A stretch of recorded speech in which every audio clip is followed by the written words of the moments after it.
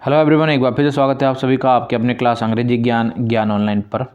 आज के इस वीडियो में हम प्रेजेंट कंटिन्यूस टेंस के टॉपिक को डिस्कस करने वाले हैं। प्रेजेंट कंटिन्यूस टेंस को हम प्रेजेंट प्रोग्रेसिव टेंस के नाम से भी जानते हैं। तो आइए शुरुआत करते हैं प्रेजेंट कंटिन्यूस टेंस की, इसके आइडेंटिफिकेशन को समझते हुए, इसके पहचान को जानते हुए। अगर किसी भी वाक्य के अंत में आपको रहा है, रही है, रहे हैं, रही हो, रहे हो, रहा हूँ या रही हूँ मिल जाए तो वो वाक्य प्रेजेंट कंटिन्यूस टेंस का वाक्य होता है। इसके अलावा इस तरीके के वाक्य से हमें ये भी पता चलता है कि जिस कार्य के बारे में हम बात कर रहे हैं, यानी कि जिस काम के बारे में हम बात कर रहे हैं, वह कार्य वर्तमान समय में अभी तक जारी है, यानी वह कार्य पूर्ण रूप से खत्म नहीं हुआ है। ठीक है ना। तो ये प्रेजेंट कंटिन्यूस टेंस की आइडेंटिफिकेशन है जिसको आपने बेहतर ढंग से समझ लेना है।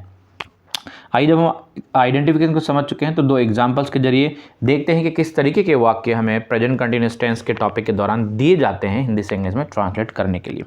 तो पहला वाक्य है वह अभी टीवी देख रहा है। इस वाक्य के अंत में रहा है आ रहा है, तो ये प्रेजेंट कंटिन्यूस टेंस का ही वाक्य है। दूसरा यहाँ पे जो वाक्य है वो है बच्चे अभी लूडो नहीं खेल रहे हैं। इस वाक्य के अंत में भी रहे हैं आ रहा है, तो ये वाक्य भी हमारा प्रेजेंट कंटिन्यूस टेंस का ही वाक्य है। आइए, एग्जाम्पल को समझ लेने के बाद हम डिस्कस करते हैं इसके रूल को। तो पॉजिटिव रूल को सबसे पहले डिस्कस कर लिया जाए। तो पॉजिटिव सेंटेंस में प्रेजेंट कंटिन्यूस टेंस के हमने सबसे पहले सब्जेक्ट को लिखना होता है। सब्जेक्ट यानी कि दिए गए वाक्य में जो भी किसी तरीके का काम करता है उसको हम सब्जेक्ट कहते हैं और हिंदी में इसको कर्ता के नाम से पुकारा जाता है। पॉइंट नंबर 2 में हमने हेल्पिंग वर्ब को लिखना होता है और यहाँ प्रेजेंट कंटिन्यूस टेंस में हेल्पिंग वर्ब के तौर पे हमारे पास है इज, एम या आर। पॉइंट नंबर 3 में हमने क्रिया को लिखना होता है। क्रिया यानी कि जो भी काम, जिस काम के बारे में वाक्य बताया जा रहा है, हमने उसे लिखना होता है। और हमें यहाँ ये समझना है कि हमें प्रेजेंट कंटिन्यूस टेंस में वर्ब की फर्स्ट फॉर्म के साथ आईएनजी फॉर्म का इस्तेमाल करना होता है। और पॉइंट नंबर 4 में हम लिखते हैं ऑब्जेक्ट को। और अगर ऑब्जेक्ट को समझने में आपको कोई भी दिक्कत आ रही होती है तो आप बस आपने एक ही काम करना है, वो ये कि दिए गए वाक्य में जो भी काम हो रहा है, जो भी वर्ब हमें दिया जा रहा है, उसके साथ आपने कुछ सवाल पूछने हैं, जैसे कि क्या, किसे, किसको और किसकी। और इन प्रश्नों के उत्तर में आपको जो भी मिलता है वही आपका ऑब्जेक्ट होता है। और सबसे आखिर में हमने लिखना होता है रिमेनिंग। रिमेनिंग यानी कि ऊपर के बताए गए चारों पॉइंट के बाद जो कुछ भी वाक्य में बच जाता है उसे हम रिमेनिंग कहते हैं, उसे हमने सबसे आखिर में लिखना होता है। आइए, पॉजिटिव रूल को डिस्कस कर लेने के बाद हम नेगेटिव रूल को भी देख लें। नेगेटिव रूल में सबसे पहले हमने सब्जेक्ट को लिखना होता है और हेल्प और उसके बाद पॉइंट नंबर 2 में हेल्पिंग वर्ब के तौर पे इज, एम और आर के बाद हमने नॉट का यूज़ करना होता है, यानी कि इज नॉट, एम नॉट या आर नॉट। और पॉइंट नंबर 3 में हमने वर्ब की फर्स्ट फॉर्म के साथ आईएनजी फॉर्म का इस्तेमाल करना होता है। और पॉइंट नंबर 4 में हम ऑब्जेक्ट को लिखते हैं और सबसे आखिर में लिखते हैं हम रिमेनिंग को। आइए, जब हम रूल को डिस्कस कर चुके हैं तो इसके एक इंपॉर्टेंट पॉइंट को डिस्कस कर लें, और वो ये कि इसके हेल्पिंग वर्ब का इस्तेमाल हमने किन किन सब्जेक्ट्स के साथ करना है। इज का इस्तेमाल हम तब करेंगे जब दिए गए वाक्य में हमें सब्जेक्ट के तौर पे मिल जाता है ही, सी, इट या कोई सिंगुलर सब्जेक्ट। ठीक है। और हेल्पिंग वर्ब के तौर पे हमने आर का इस्तेमाल करना है जब हमें मिल जाए सब्जेक्ट के तौर पे यू, वी, दे या प्लूरल सब्जेक्ट्स। और हेल्पिंग वर्ब के तौर पे एम का इस्तेमाल हमें तब करना है जब हमें सब्जेक्ट के तौर पे वहाँ मिल जाता हो आई। ठीक है ना। तो इसको समझ लेने के बाद हम आगे बढ़ते हैं और देखते हैं कि किस तरीके से पॉजिटिव रूल का इस्तेमाल करते हुए हम दिए गए वाक्य को हिंदी से इंग्लिश में ट्रांसलेट करते हैं। तो इसके लिए आपको इस पॉजिटिव रूल को याद होना बहुत ज़रूरी है। एक बार फिर से आपको मैं बता दूं कि पॉजिटिव जो रूल होता है प्रेजेंट कंटिन्यूस टेंस का, वो होता है सब्जेक्ट के साथ हमने इज, एम या आर में से किसी एक का इस्तेमाल करना है सब्जेक्ट के अकॉर्डिंग हेल्पिंग वर्ब के तौर पे। उसके बाद हमने वर्ब की फर्स्ट फॉर्म प्लस आईएनजी का इस्तेमाल करना होता है। फिर हम लिखते हैं ऑब्जेक्ट को और सबसे आखिर में हम लिखते हैं रिमेनिंग को। तो आइए, यहाँ एक वाक्य जो पॉजिटिव सेंटेंस है इसको हम हिंदी से इंग्लिश में ट्रांसलेट करके देखते हैं इसी रूल का इस्तेमाल करते हुए। तो ये वाक्य है वह अभी टीवी देख रहा है। ठीक है ना। तो वाक्य है वह अभी टीवी देख रहा है। तो मैंने क्या कहा कि आपको पॉजिटिव रूल में सबसे पहले क्या करना होता है, पॉजिटिव रूल में सबसे पहले आपने सब्जेक्ट को लिखना होता है। अब यहाँ ये वाक्य दिया जा रहा है वह अभी टीवी देख रहा है, तो यहाँ पे सब्जेक्ट कौन है, यहाँ पे काम कौन कर रहा है, यहाँ पे काम कर रहा है वह। तो ये वह हमारा सब्जेक्ट है और वह की इंग्लिश होती है ही, तो मैंने यहाँ लिख दिया ही। इसके बाद मैंने क्या बताया था कि पॉइंट नंबर 2 में हमने सब्जेक्ट के बाद हेल्पिंग वर्ब के तौर पे लिखना है इज, एम या आर सब्जेक्ट के अकॉर्डिंग। अब हमें यहाँ जो हेल्पिंग वर्ब लिखना है इज, एम या आर में से कोई एक। तो हमने ये देखना है कि दिए गए वाक्य में हमें सब्जेक्ट क्या मिला है, सब्जेक्ट हमें मिला है ही। तो ही के साथ मैंने आपको क्या बताया, ही के साथ मैंने आपको बताया कि हेल्पिंग वर्ब के तौर पे हमने वहाँ यूज़ करना है इज। तो यहाँ पे इस दिए गए वाक्य में हमने हेल्पिंग वर्ब के तौर पे यूज़ करना है इज का, ठीक है ना। फिर पॉइंट नंबर 3 में मैंने क्या बताया, पॉइंट नंबर 3 में मैंने बताया कि आपको वर्ब की फर्स्ट फॉर्म के साथ आईएनजी का इस्तेमाल करना है। तो आपको ये देखना है कि इस वाक्य में, यानी कि वह अभी टीवी देख रहा है, इसमें हमारा वर्ब क्या है, तो इसमें हमारा वर्ब है देखना, और देखना की इंग्लिश होती है वॉच। और हमने क्या करना है, यहाँ रूल के अकॉर्डिंग वॉच के साथ, यानी कि इसे हेल्पिंग, यही जो मेन वर्ब है हमारा, वर्ब की फर्स्ट फॉर्म के साथ हमने क्या करना, आईएनजी फॉर्म का यूज़ करना है। तो वॉच के साथ अगर हम आईएनजी फॉर्म का इस्तेमाल करेंगे तो ये क्या बन जाएगा, ये बन जाएगा वॉचिंग। और इसके बाद हमने क्या यूज़ करना है, उसके बाद हमने लिखना है ऑब्जेक्ट को। अभी दिया गया जो वाक्य ये है, वह अभी टीवी देख रहा है, इसमें अगर हम ऑब्जेक्ट को ढूंढने जाए तो हमने क्या करना है, जो भी वर्ब दिया गया है यहाँ पे, और जो वर्ब दिया गया वो क्या दिया गया, देखना। इसके साथ हमने क्या प्रश्न पूछना है, इसके साथ हमने पूछना है क्या, किसे, किसको या किसकी। तो आइए ये प्रश्न पूछते हैं और देखते हैं कि हमारा इस वाक्य में ऑब्जेक्ट क्या है। तो ये सवाल पूछेंगे हम, वह अभी क्या देख रहा है। तो आपको अगर ये सवाल पड़े वह अभी टीवी देख रहा है, और हमने अगर ये पूछा कि वह अभी क्या देख रहा है, तो हमें क्या जवाब मिला, टीवी। तो यही जो टीवी, जो उत्तर में जो हमें टीवी मिला, यही हमारा इस वाक्य में ऑब्जेक्ट है, ठीक है ना। इसके बाद सबसे लास्ट में हमें क्या लिखना होता है, सबसे लास्ट में हमें लिखना होता है रिमेनिंग को, यानी कि जो कुछ भी इन चारों पॉइंट के बाद बचा रह जाए। तो आप देखिए ये जो वाक्य वह अभी टीवी देख रहा है, इस वाक्य में अगर आप देखेंगे क्या बचा हुआ है, आप इन चारों पॉइंट को लिखने के बाद, तो आप देखेंगे यहाँ पे हमारा जो पॉइंट बच रहा है वो है अभी, और अभी की इंग्लिश होती है नाउ।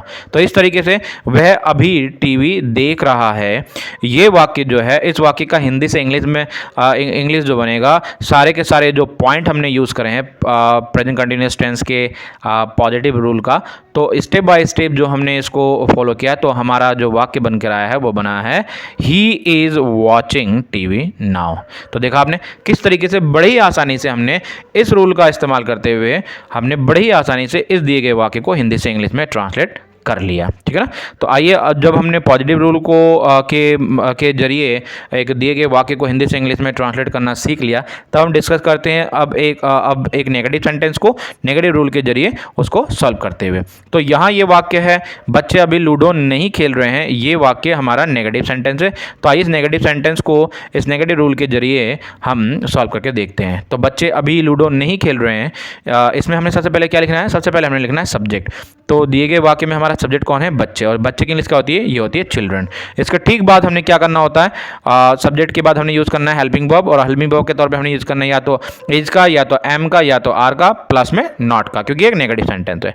तो अब हम यहाँ पर ये देखेंगे कि हमारा यहाँ पर जो सब्जेक्ट है वो है चिल्ड्रन, और चिल्ड्रन क्या है, ये हमारा प्लूरल सब्जेक्ट, यानी कि बहुवचन है, एक से ज़्यादा है। तो भाई हमने यहाँ पे हेल्पिंग वर्ब क्या यूज़ करना है, चिल्ड्रन के अकॉर्डिंग हमने यूज़ करना है यहाँ पे आर का, और क्योंकि एक नेगेटिव सेंटेंस है तो इसलिए हमने आर के साथ क्या यूज़ करना है, आर के साथ नॉट का। इस तरीके से ये बन जाएगा आर नॉट, ठीक है ना।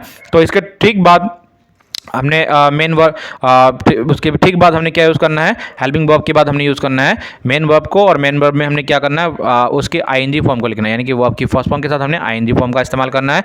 अब यहाँ पर देख लीजिए, यहाँ जो इस वाक्य में जो बच्चे अभी लूडो नहीं खेल रहे हैं, यहाँ जिस वर्ब के बारे में बात की जा रही है वो वर्ब है खेलना। तो खेलना की इंग्लिश होती है प्ले, और हमें क्या करना है, इसके वर्ब की फर्स्ट फॉर्म प्लस आईएनजी चाहिए हमें, तो प्ले के साथ आईएनजी अगर जोड़ देंगे तो क्या बन जाएगा, प्लेइंग।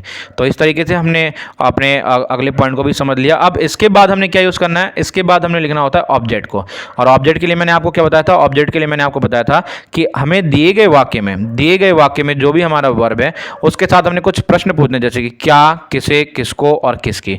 तो ये वाक्य बच्चे अभी लूडो नहीं खेल रहे हैं, इस वाक्य में अगर हम ये पूछें कि बच्चे अभी क्या नहीं खेल रहे हैं, तो उत्तर मिलेगा हमें लूडो।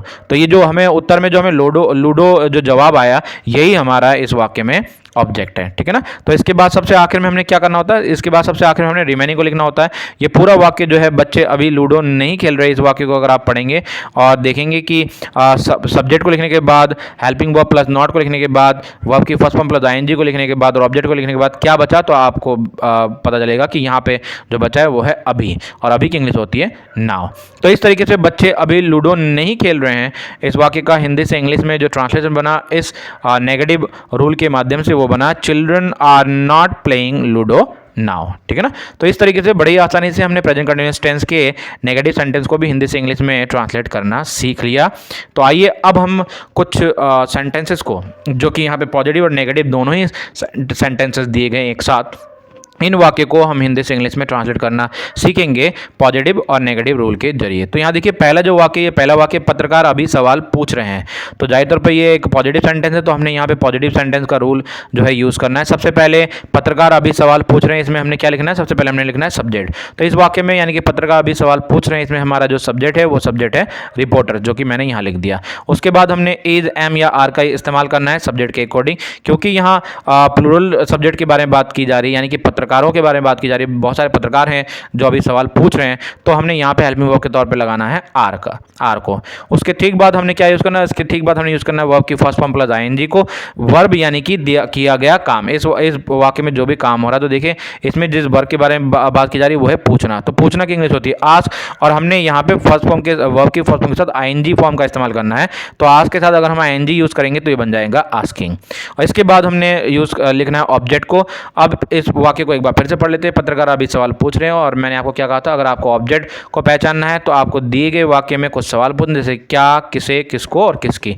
तो हम सवाल पूछ के देखते हैं और जानने की कोशिश करते हैं कि इस वाक्य में हमारा ऑब्जेक्ट क्या है। पत्रकार अभी सवाल पूछ रहे हैं, अब मैं ये पूछूंगा कि पत्रकार अभी क्या पूछ रहे हैं, तो हमें उत्तर मिलेगा सवाल। तो सवाल की इंग्लिश क्या होगी, क्वेश्चंस।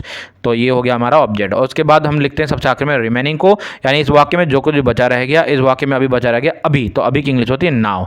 तो इस तरीके से पॉजिटिव सेंटेंस का रूल यूज़ करते हुए जो ये वाक्य है, पत्रकार अभी सवाल पूछ रहे हैं, इसकी जो इंग्लिश बनी वो बनी है reporters are asking questions now, ठीक है ना। तो इस तरीके से हमने ये पहले वाक्य को हिंदी से इंग्लिश में ट्रांसलेट कर लिया। आइए अब इसी तरीके से हम दूसरे वाक्य को भी हिंदी से इंग्लिश में ट्रांसलेट करके देखते हैं। दूसरा वाक्य है तुम अभी होमवर्क पूरा नहीं कर रहे हो, क्योंकि यहाँ पे इस वाक्य में नहीं आ रहा है, तो जाहिर तौर पे ये नेगेटिव सेंटेंस है, तो हमने इसके लिए इसको सॉल्व करने के लिए, इसको हिंदी से इंग्लिश में ट्रांसलेट करने के लिए हमने नेगेटिव रूल को यूज़ करना है। तो सबसे पहले नेगेटिव रूल में हमने क्या लिखना है, सब्जेक्ट लिखना है। तो देखते हैं तुम अभी होमवर्क पूरा नहीं कर रहे हो, इस वाक्य में हमारा सब्जेक्ट कौन है, तो इस वाक्य में हमारा सब्जेक्ट जो है वो है तुम। तो तुम की इंग्लिश क्या होगी, तुम की इंग्लिश होगी यू। इसके बाद हमने यूज़ करना है हेल्पिंग वर्ब के तौर पे इज, एम या आर में से किसी एक का। हमने यू के साथ आर का यूज़ करना होता है, मैं आपको पहले बता चुका हूँ। तो मैंने यहाँ लिखा है यू के बाद आर को, क्योंकि नेगेटिव सेंटेंस है, तो हमने इसके बाद तुरंत बाद हेल्पिंग वर्ब के बाद हमने नॉट लिखना है, तो ये लिखा है यहाँ पे नॉट। इसके बाद हमने लिखना है वर्ब की फर्स्ट फॉर्म प्लस आईएनजी को, यानी कि यहाँ जिस भी वर्ब के बारे में बात की जा रही है वो, तो यहाँ जो वर्ब है ये पूरा करना, और पूरा करने के लिए होती है कंप्लीट, और हमने इसके फर्स्ट फॉर्म प्लस आईएनजी का यूज़ करना है, तो कंप्लीट के साथ आईएनजी लगा देने पे वो बन जाता है कंप्लीटिंग। तो इस तरीके से यहाँ तक जो वाक्य बना वो बना यू आर नॉट कंप्लीटिंग। इसके तुरंत बाद हमने क्या करना होता है, इसके बाद हमने ऑब्जेक्ट को लिखना होता है। अब इस वाक्य को फिर से पढ़ लेते हैं कि तुम अभी होमवर्क पूरा नहीं कर रहे हो, और सवाल पूछते हैं कि तुम अभी क्या पूरा नहीं कर रहे हो, तो हमें जवाब मिलेगा होमवर्क। तो यही हमारा ऑब्जेक्ट है, जो कि मैंने इसको यहाँ लिखा हुआ है। और आखिर में हमें लिखना होता है रिमेनिंग को, और रिमेनिंग के तौर पे हमारा जो बचा है वो है अभी, और अभी की इंग्लिश होगी नाउ। तो इस तरीके से तुम अभी होमवर्क पूरा नहीं कर रहे हो, इस वाक्य की इंग्लिश जो बनी वो बनी you are not completing homework now, ठीक है ना। तो इस तरीके से हमने पहले और दूसरे वाक्य को हिंदी से इंग्लिश में ट्रांसलेट करना सीख लिया। आइए तीसरे वाक्य को हिंदी से इंग्लिश में ट्रांसलेट करके देखते हैं। तीसरा वाक्य है सौर्य इस वक्त समाचार देख रहा है। ये पॉजिटिव सेंटेंस है, तो हमें पॉजिटिव सेंटेंस के रूल को यहाँ पे यूज़ करना है। तो इसमें सबसे पहले हमने क्या लिखना है, इसमें सबसे पहले हमने सब्जेक्ट को लिखना है, और सब्जेक्ट है हमारा इस वाक्य में सॉरी, तो ये लिखा मैंने सॉरी। उसके तुरंत बाद हमने यूज़ करना है या तो इज को, या तो एम को, या तो आर को हेल्पिंग वर्ब के तौर पे। सॉरी यहाँ पे एक सिंगुलर सब्जेक्ट है, तो सिंगुलर सब्जेक्ट के साथ मैंने क्या बताया आपको, हेल्पिंग वर्ब के तौर पर हमने इज का यूज़ करना है। तो इसके तुरंत बाद हमने क्या करना है, हेल्पिंग वर्ब के बाद हमने पॉजिटिव सेंटेंस में वर्ब की फर्स्ट फॉर्म प्लस आईएनजी का यूज़ करना है। यहाँ पे जो वर्ब है वो है देखना, और देखना की इंग्लिश होती है वॉच, और इसकी आईएनजी फॉर्म हो जाएगी वॉचिंग। तो यहाँ पर मैंने लिख दिया वॉचिंग। इस तरीके से यहाँ तक हमारा जो आंसर बना वो बना है सॉरी इज वॉचिंग। इसके बाद हमने क्या यूज़ करना है, इसके बाद हमने लिखना होता है ऑब्जेक्ट को। तो हम ढूंढते हैं इस वाक्य में हमारा ऑब्जेक्ट क्या है। सॉरी इस वक्त समाचार देख रहा है, हम पूछेंगे सॉरी इस वक्त क्या देख रहा है, तो हमें जवाब मिलेगा समाचार, तो जिसकी इंग्लिश हो जाती है न्यूज़, जिसको मैंने यहाँ लिख दिया है। अब इसको लिखने के बाद हमें लिखना है सबसे आखिर में रिमेनिंग को। देखिए पूरे वाक्य में हमारा रिमेनिंग जो बच रहा है वो बच रहा है इस वक्त, तो इस वक्त की इंग्लिश हो जाती है एट द मोमेंट। तो इस तरीके से सॉरी इस वक्त समाचार देख रहा है, इस वाक्य की जो इंग्लिश बनी वो बनी sorry is watching news at the moment. ठीक है ना। तो इस तरीके से हमने तीनों वाक्य को एक एक करके सिलसिलेवार ढंग से step by step with the help of rule हमने इन वाक्य को हिंदी से इंग्लिश में ट्रांसलेट करना सीख लिया। आइए अब चौथे और पांचवें वाक्य को भी इसी तरीके से हिंदी से इंग्लिश में ट्रांसलेट करके देखते हैं। चौथा वाक्य है वह आजकल कविताएं नहीं लिख रहा है। तो यहाँ पर नहीं है तो जाहिर तौर पर ये नेगेटिव सेंटेंस है, हमने इसके लिए नेगेटिव रूल का यूज़ करना है। तो नेगेटिव रूल में सबसे पहले हम क्या लिखते हैं, नेगेटिव रूल में सबसे पहले हम सब्जेक्ट लिखते हैं। तो आइए ढूंढते हैं इस वाक्य में, यानी कि वह आजकल कविताएं नहीं लिख रहा है, इसमें हमारा सब्जेक्ट कौन है। तो हमें मालूम चल रहा है कि इस वाक्य में हमारा जो सब्जेक्ट है वो है वह। तो वह की इंग्लिश होगी ही। और नेगेटिव सेंटेंस है तो नेगेटिव सेंटेंस में इज, एम या आर के तुरंत बाद हमने नॉट को लिखना होता है। तो देखिए ये जो वाक्य है इसमें हमारा जो सब्जेक्ट है वो है ही, और ही के साथ हमने हेल्पिंग वर्ब के तौर पे लिखना होता है इज को। और नेगेटिव सेंटेंस है तो तुरंत हम उसके बाद उसमें लिख देंगे नॉट को। तो यहाँ तक ये जो आंसर बना वो बना है ही इज नॉट, ठीक है ना। और इसको लिखने के बाद मैंने क्या बताया आपको, सब्जेक्ट को लिखने के बाद हेल्पिंग वर्ब के बाद नॉट को लिखने के बाद उसके बाद वर्ब की फर्स्ट फॉर्म प्लस आईएनजी को हमने लिखना होता है।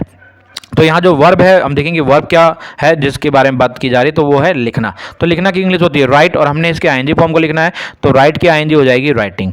तो यहाँ तक आंसर बन गया ही इज नॉट राइटिंग। उसके बाद हमने लिखना होता है ऑब्जेक्ट को, देखेंगे इस वाक्य में कि हमारा ऑब्जेक्ट कौन है और हम पूछेंगे सवाल। तो वह आजकल कविताएं नहीं लिख रहा है, इस वाक्य में हम पूछेंगे वह आजकल क्या नहीं लिख रहा, तो हमें जवाब मिलेगा कविताएं, जिसकी इंग्लिश होती है पॉइम्स। तो मैंने इसको यहाँ लिख दिया, ठीक है ना। इसके बाद सबसे आखिर में जो हमारा बचा रहता है उसे हमने लिखना होता है, और सबसे आखिर में बचा होता है रिमेनिंग। इस वाक्य में जो सबसे आखिर में बचा है वो है आजकल। तो आजकल की इंग्लिश होती है नाउअडेज। तो इस तरीके से ये जो पूरा वाक्य है वह आजकल कविताएं नहीं लिख रहा है, इसकी इंग्लिश बनेगी he is not writing poems nowadays, ठीक है ना। तो इस तरीके से हमने एक एक करके चारों वाक्य को हिंदी से इंग्लिश में ट्रांसलेट करना सीख लिया। आइए सबसे आखिरी वाक्य को भी हिंदी से इंग्लिश में ट्रांसलेट करना सीखते हैं। तो पढ़ते हैं पांचवें वाक्य को, आखिरी वाक्य को। आखिरी वाक्य है आप अभी प्रेजेंट कंटिन्यूअस टेंस सीख रहे हो, ठीक है ना। तो अगर आप देखेंगे तो ये वाक्य हमारा पॉजिटिव सेंटेंस है। तो ये पॉजिटिव सेंटेंस है तो हमने पॉजिटिव सेंटेंस का रूल यहाँ पे यूज करना है। सबसे पहले हमने लिखना होता है सब्जेक्ट को। इस वाक्य में हमारा सब्जेक्ट है आप, और आप की इंग्लिश होगी यू, और इसके तुरंत बाद हम यूज करते हैं इज, एम या आर में से किसी एक का हेल्पिंग वर्ब के तौर पे। यू के साथ जो हम हेल्पिंग वर्ब यूज करते हैं वो यूज करते हैं आर, तो मैंने यहाँ लिख दिया आर। और उसके तुरंत बाद हमने क्या यूज करना है, उसके तुरंत बाद हमने लिखना होता है वर्ब की फर्स्ट फॉर्म प्लस आईएनजी, यानी कि जिस भी वर्ब के बारे में बात की जा रही है, जो भी काम हो रहा है इस वाक्य में हमने उसको लिखना है। तो यहाँ पे जिस काम के बारे में बात की जाए, जो वर्ब है वह सीखना, तो सीखना की इंग्लिश होती है लर्न। लेकिन हमें इसके वर्ब की फर्स्ट फॉर्म प्लस आईएनजी का यूज करना है। तो लर्न की जो फर्स्ट फॉर्म प्लस आईएनजी जो हो जाती है वो हो जाती है लर्निंग, तो मैंने यहाँ पे लिख दिया है लर्निंग। तो यहाँ तक जो हमारा वाक्य बना वो बना है यू आर लर्निंग, ठीक है ना। इसके बाद हमने ऑब्जेक्ट को लिखना है। अब इस वाक्य में हम ऑब्जेक्ट को ढूंढेंगे, उसके लिए पूछेंगे सवाल। तो हमारा यहाँ जो वाक्य वह है आप अभी प्रेजेंट कंटिन्यूअस टेंस सीख रहे हो। हम पूछेंगे आप अभी क्या सीख रहे हो, तो जवाब मिलेगा प्रेजेंट कंटिन्यूअस टेंस, और यही हमारा ऑब्जेक्ट है यहाँ पे। तो हमने इसको यहाँ लिख देना है, और ये लिख दिया मैंने प्रेजेंट कंटिन्यूअस टेंस। और आखिर में सबसे आखिर में लिखना होता है रिमेनिंग को। और इस पूरे वाक्य को पढ़ेंगे तो हमें मालूम चलेगा कि यहाँ हमारा जो रिमेनिंग है वो है अभी, तो अभी की इंग्लिश होती है नाउ। इस तरीके से हमारा जो ये पूरा का पूरा वाक्य है, यानी कि आप अभी प्रेजेंट कंटिन्यूअस टेंस सीख रहे हो, इसकी जो इंग्लिश बनी है वो बनी है you are learning present continuous tense now, ठीक है ना। तो देखा आपने किस तरीके से बड़े ही आराम से, बड़े ही आसानी से हमने प्रेजेंट कंटिन्यूअस टेंस के पॉजिटिव और नेगेटिव रूल को सीखने के बाद उन्हें यूज करते हुए यहां दिए गए इन पांचों वाक्य को एक एक करके सिस्टमैटिक वे से हिंदी से इंग्लिश में ट्रांसलेट करना सीख लिया। तो हर बार की तरह इस बार फिर मैं आप लोगों के लिए कुछ क्वेश्चन लेकर आया हूं, और मैं चाहूंगा कि आप इन क्वेश्चंस को अच्छे तरीके से पढ़ लें, और जिस तरीके से मैंने आपको रूल के बारे में बताया है उन रूल्स का इस्तेमाल करते हुए आपने इन वाक्य को हिंदी से इंग्लिश में ट्रांसलेट करना है, और जल्दी से जल्दी इनका आंसर आपको लिखना है कमेंट बॉक्स पर। और जैसे ही आपने इनको कमेंट बॉक्स में लिखा तो आपके आंसर को चेक करके उनको मैं जल्दी से जल्दी फीडबैक दे दूंगा। तो आज की क्लास के लिए बस इतना ही। उम्मीद करता हूँ कि आपको आज का ये वीडियो ज़रूर पसंद आया होगा। Thank you very much. Have a great day.